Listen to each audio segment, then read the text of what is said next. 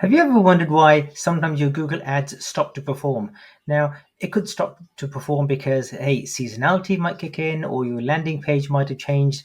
So, even though you might not have changed something within your Google Ads campaign, there are other factors. And one of the main factors is that your competition and your competition has changed something.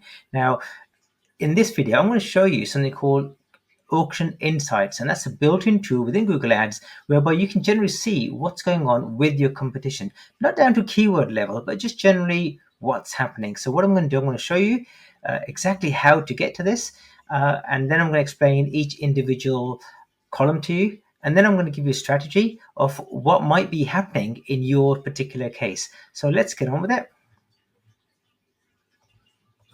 So there's a tool called Auction Insights, and you can get to it by clicking on Insights and Reports and then click on Insights.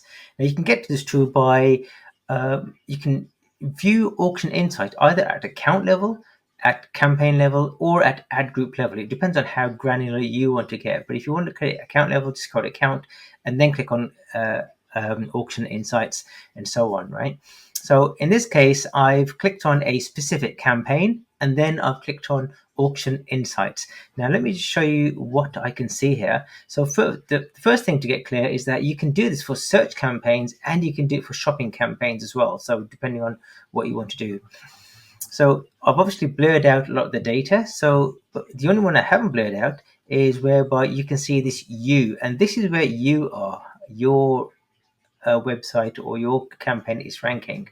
And then over here, you can see all your competitors. So you can competitor 1, 2, 3, 4, and so on. So this is what it means. So first of all, let's talk about your impression share. Now, your impression share, what it shows is that the percentage of the total possible impressions that you receive. And what that means is that the higher share means that they are spending more, but it can also mean better quality score or tighter targeting. So that's one to look out for. So what this means is that they're 12% above you, 15% and 17% more impression share than yourselves. Then we come on to the overlap rate.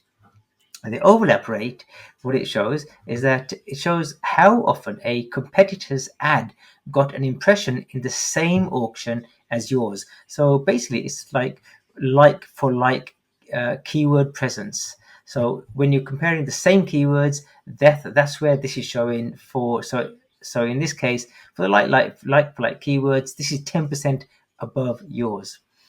Then you finally, sorry, not finally, then you move on to your position above rate. And this is the percentage of time that the competitors had. So in this case, 71%, 64%, and 73%, that their ad ranked above yours. So it's a percentage of times that their ad shown above yours when both appeared at the same time. Not always just one spot higher, but it just generally means above the results, above yours.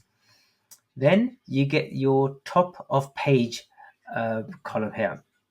And with the top of page, what it shows is that percentage of times that your ad or theirs appeared anywhere above the organic results. And this is not tied to spend alone. It's about placement as well.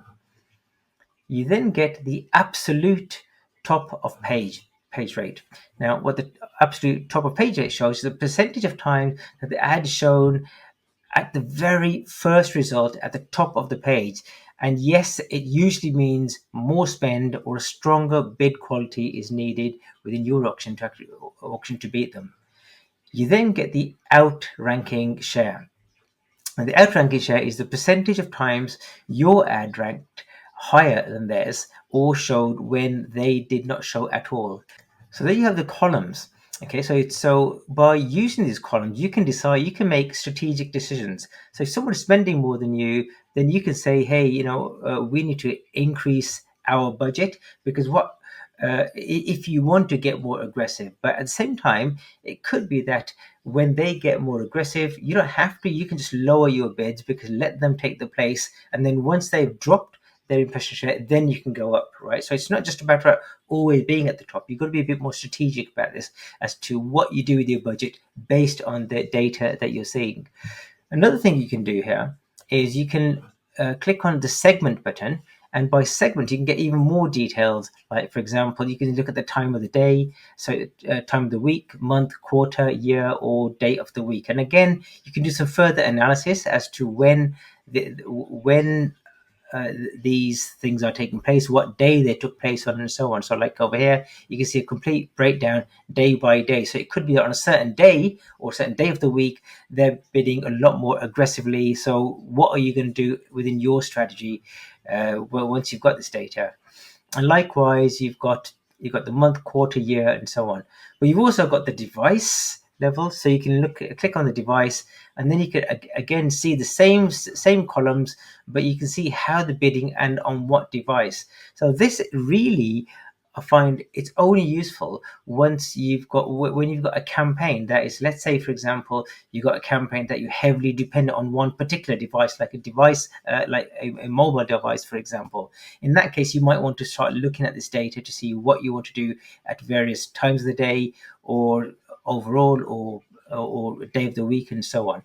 So this is how you would get some insights into what your competitors are doing in terms of how aggressively they might be bidding, or how often they're showing more than yourselves, and then you can make strategic decisions. It doesn't go down to keyword level. If you want to go down to keyword level, there is another way you can do that. And what I will do is I'll create another video. So if you do subscribe to the channel, you can learn more about what you do to spy ethically on your competitors by finding out what keywords you're using and what ads they might be using. Guys, if you found this video useful, hit the subscribe button. It'd be great if you do hit the subscribe button, hit the like button, and if you've got any questions, drop in the comments below. I'll be more than happy to answer them for you. Take care, and look forward to seeing you on another show. Goodbye for now.